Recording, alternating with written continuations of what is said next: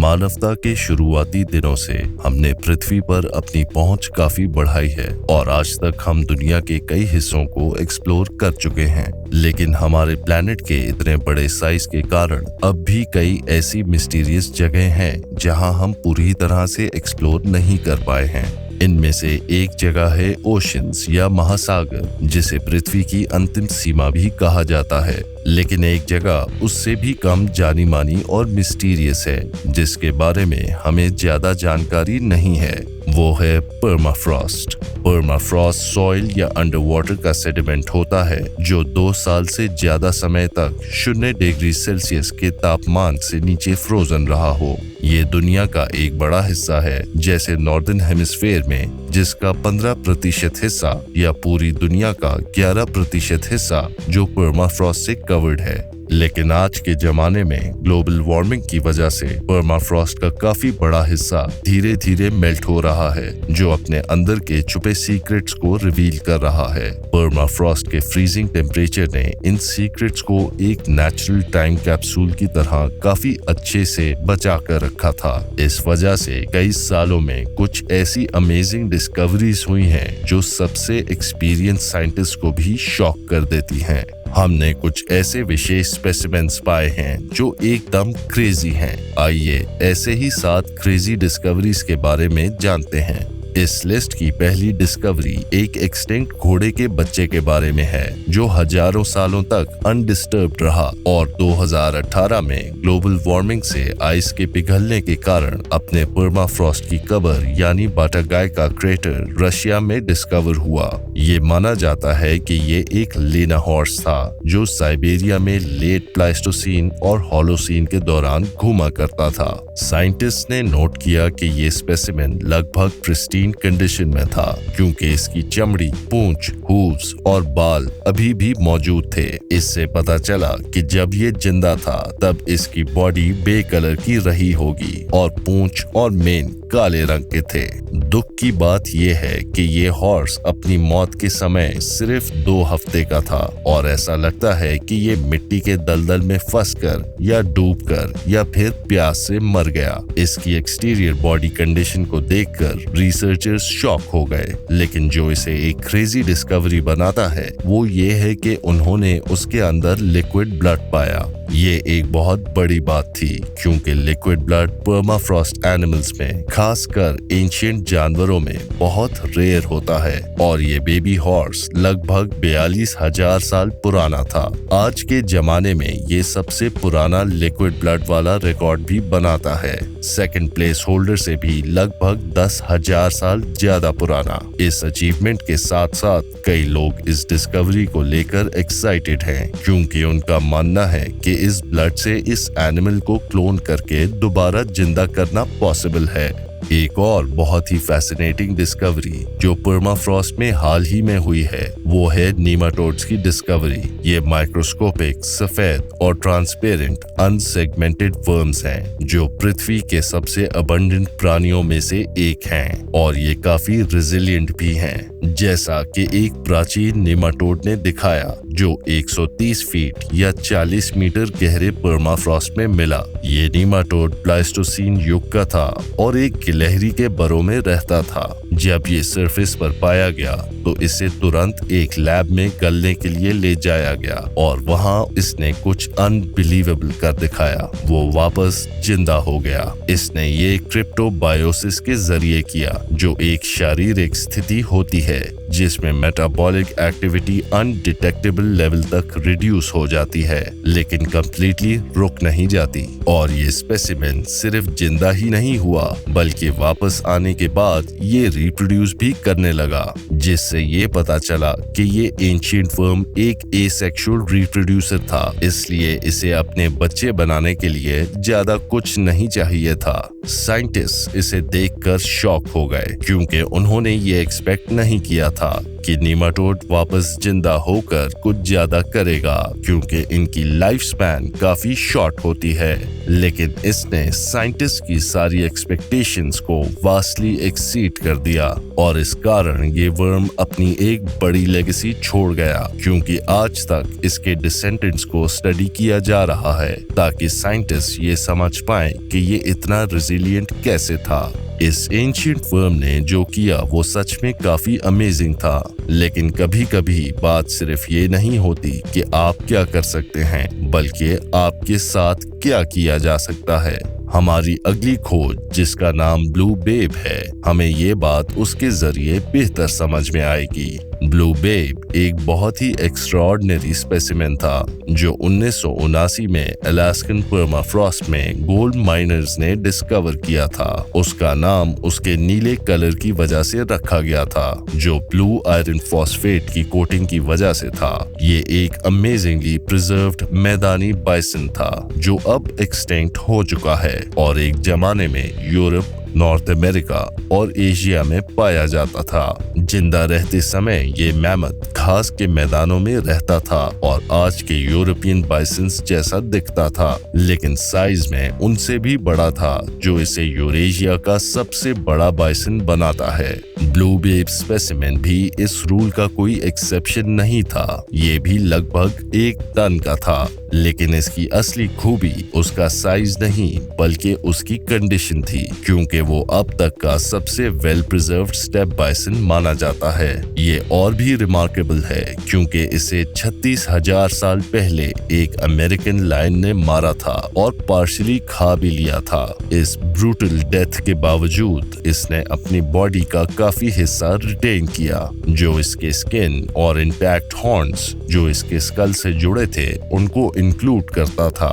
इसकी कंडीशन इतनी एक्सीलेंट थी कि डिस्कवर होने पर ये डिड्यूस किया गया कि इसे एक्चुअली खाया जा सकता था और इंसानी फितरत ही की तरह रिसर्चर्स ने एग्जैक्टली वही किया। स्पेसिफिकली एक पेलियोंटोलॉजिस्ट ने इसका एक हिस्सा कट ऑफ किया और एक डिनर पार्टी में उसका स्टू बनाने में यूज किया। पार्टी में शामिल लोगों ने इसकी खुशबू को बीफ जैसे डिस्क्राइब किया जिसे अर्थ और मशरूम्स के साथ मिक्स किया गया हो और टेस्ट में बीफ जर्की से थोड़ा अनप्लेजेंट बताया और सबसे सरप्राइजिंग बात, इसे खाने के बाद कोई बीमार भी नहीं हुआ। थैंकफुली हर एक वेल प्रिजर्व्ड आइस एज के जानवर का स्टू नहीं बनाया जाता बल्कि उन्हें सिर्फ एडमायर किया जाता है, जैसे स्पार्टा जो एक केव लायन कप था। ये स्पेसिमेन 2017 में याकुटिया साइबेरिया में मिला था और इसके बगल में एक और कप भी मिला था जिसका नाम बोरिस रखा गया।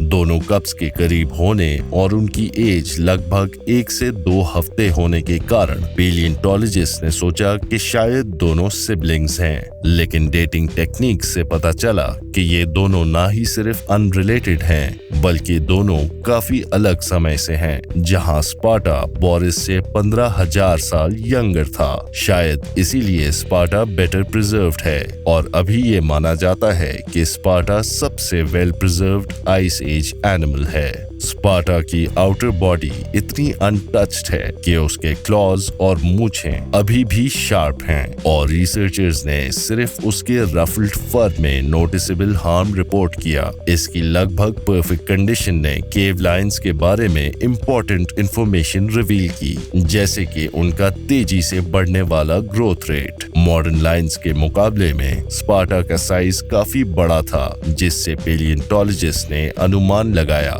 कि हार्श विंटर्स और शॉर्ट समर्स में जिंदा रहने के लिए लायंस को जल्दी ग्रो करना पड़ता था और एक यंग एज में ही शिकार करना पड़ता था। उनकी क्विक ग्रोथ शायद उनके शिकार के कारण भी थी क्योंकि वो बड़े जानवरों को हंट करते थे, जिस वजह से उन्हें मैच्योर साइज तक जल्दी पहुंचना पड़ता था। स्पार्टा के कोट से ये भी पता चला कि उनका फर काफी थिक था जो उन्हें हार्श कंडीशन से बचाता था। स्पार्टा और बोरिस के डेथ साइट से भी पेलियोंटोलॉजिस्ट ने बहुत कुछ सीखा क्योंकि दोनों सेपरेट लायन कप्स का एक छोटे एरिया में मिलना हमें ये बताता है कि ये जगह केव लायंस के लिए काफी इम्पोर्टेंट थी।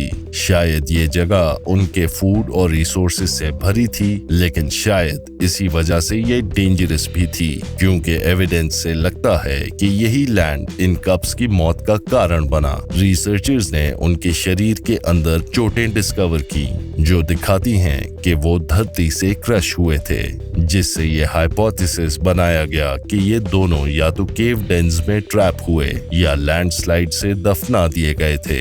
स्पार्टा ने साइंस को काफी क्रूशियल इंफॉर्मेशन दी है, लेकिन उसकी अनटाइमली मौत का मतलब है कि वो अपने फुल पोटेंशियल पर कभी नहीं पहुंच पाया, जो आइस एज के दौरान काफी कॉमन था। एक और शानदार पर्माफ्रॉस्ट डिस्कवरी भी जुवेनाइल एनिमल था, यूका द मैमथ। यूका शायद सबसे फेमस मैमथ का नमूना है जो पर्माफ्रॉस्ट से मिला, और ये कोई हैरानी की बात नहीं, क्योंकि साइबेरिया से आए 25,000 से ज्यादा मैमथ्स में से यूका सबसे अच्छी कंडीशन में है। यूका एक जुवेनाइल थी जो लगभग 28,000 साल पुरानी थी, और फिर भी उसने अपने कोट का कुछ हिस्सा रिटेन किया है। लेकिन जो चीज साइंटिस्ट को सबसे ज्यादा एक्साइट करती है वो ये है कि उसकी अमेजिंग कंडीशंस ने रिसर्चर्स को लिटरली उसके डेड सेल्स को रिवाइव करने का मौका दिया। ये करने के लिए उन्होंने सेल न्यूक्लियाई को चूहों के एग सेल्स में इम्प्लांट किया, जिसके बाद कुछ सेल्स ने सेल डिवीजन की एक्टिविटी के साइंस दिखाए।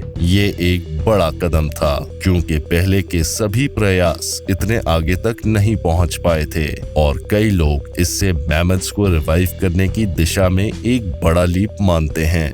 लेकिन पर्माफ्रॉस्ट से क्रीचर्स को रिवाइव करने की सोच सबको एक्साइट नहीं करती, और कुछ पेलियोंटोलॉजिस्ट को एक्चुअली डराती है। ये पार्शली एक वायरस के कारण है जो 2014 में मिला था। ये स्पेसिफिकली एक जायंट वायरस था जिसका नाम पिथोवायरस साइबेरिकम रखा गया, जो थॉ होने पर साइंटिस्ट ने रिवाइव किया एक हद तक, क्योंकि वायरसेस कभी सच में दोबारा जिंदा नहीं होते। इस किस्से की डरावनी बात ये थी कि ये वायरस सिर्फ वापस जिंदा नहीं हुआ बल्कि फिर से इन्फेक्शियस भी बन गया। फॉर्चुनेटली ये वायरस सिर्फ अमीबास को इन्फेक्ट करता है, लोगों को नहीं। लेकिन ये डिस्कवरी एक वेकअप कॉल थी, क्योंकि इसका मतलब ये है कि एक नॉन जीरो रिस्क है कि एक दिन ऐसा कोई वायरस सरफेस पर आ सकता है जो ह्यूमंस को नुकसान पहुंचा सकता है। ये चिंता पैरासाइट्स और बैक्टीरिया तक भी एक्सटेंड होती है, और ये पोटेंशियल नाइटमेयर शायद ऑलरेडी सच्चाई बन चुका है। विशेष रूप से ये माना जाता है कि 2016 में साइबेरिया में एक आउटब्रेक हुआ था जो 2000 रेनडियर और एक 12 साल के बच्चे की मौत का कारण बना। ऐसा एक फ्रोजन एंथ्रैक्स के वापस जिंदा होने के कारण हुआ जो 75 साल तक पर्माफ्रॉस्ट में बरिड था। एक और ऐसी ही सिचुएशन 2012 में हुई जब साइंटिस्ट ने कंफर्म किया कि एक 300 साल पुरानी ममिफाइड औरत में स्मॉल पॉक्स वायरस था। और हाँ, आपने सही सुना, साइबेरियन पर्माफ्रॉस्ट में ममिफाइड इंसान भी मिले हैं, और ये 300 साल पुराना नमूना 1993 में रिपब्लिक ऑफ ऑल्टाई में मिली साइबेरियन आइस मेडन के कंपैरिजन में कुछ भी नहीं। ये डिस्कवरी काफी शानदार थी, क्योंकि ये युवती जो 5th सेंचुरी BC में जिंदा रही और मरी पैजरिक कल्चर से बिलोंग करती थी, जो एक आयरन एज का सिथियन नोमैडिक ग्रुप था। ये स्पेसिफिकली एक दफनाए हुए टूम के चेम्बर में मिली थी जो पर्माफ्रॉस्ट से पूरी तरह ओवरटेकन था। उसकी कंडीशन एक्सीलेंट थी और उसके टैटूज भी विजिबल थे। लेकिन जो चीज रिसर्चर्स को सबसे ज्यादा इंटरेस्टिंग लगी वो था उसके साथ दफनाया हुआ सामान, जिनमें 2 घोड़े, टेबल्स, दही, मटन, घोड़े का मीट और एक हॉर्न कप शामिल थे। ये सब दर्शाता है कि वो ऊंचे स्टेटस की थी और शायद अपने गांव की प्रीस्टेस भी रही हो। पेलियोंटोलॉजिस्ट को कैनिबल्स भी मिली, जो दर्शाता है कि अर्ली ह्यूमंस शायद क्रॉनिक दर्द के लिए उसे इस्तेमाल करते थे। इसके केस में दर्द ब्रेस्ट कैंसर या शायद कहीं से गिरने की चोट से थी, जिसका अंदाजा ऑटोप्सी फाइंडिंग से लगाया गया है। माना जाता है कि कि उसने 20 से 30 साल की उम्र में अपनी बीमारी या चोटों की वजह से दम तोड़ा और फिर 2027 साल तक आराम किया, जिसे आखिरकार हमने डिस्टर्ब किया। इस खोज का एक और इंटरेस्टिंग पहलू ये था कि एक पेलियोंटोलॉजिस्ट ने उसके टूम के ऊपर एक और टूम डिस्कवर किया। फिलहाल पेलियोंटोलॉजिस्ट का मानना है कि ये सेम लोगों का नहीं था, बल्कि ये एक अलग ग्रुप था जो शमशानों को दोबारा इस्तेमाल करता था। ये खोज और इस लिस्ट की सभी डिस्कवरीज असली जिंदगी में टाइम ट्रैवल करने जैसा ही है और इन्होंने साइंटिस्ट को कीमती जानकारी दी है। जैसे जैसे पर्माफ्रॉस्ट और भी ज्यादा मेल्ट होता है, हमें पूरा भरोसा है कि और भी शानदार और क्रेजी डिस्कवरीज की जाएंगी। बस हमारी उम्मीद ये है कि ये नई डिस्कवरी सिर्फ क्रेजी ही रहें और डेंजरस ना हो। इस वीडियो को समाप्त करने से पहले मैं आप सबका धन्यवाद करना चाहूंगा। मैं उम्मीद करता हूं कि ये वीडियो आपको पसंद आई होगी। ये एक नया चैनल है एक्सटिंक्ट जू का हिंदी अंश और हम आपका समर्थन लाइक, कमेंट्स और सब्सक्रिप्शंस के रूप में प्राप्त करना चाहेंगे। बेल आइकॉन को दबाना मत भूलिएगा ताकि हमारा अगला वीडियो अपलोड होने पर तुरंत आपको सूचित हो। एक बार फिर धन्यवाद।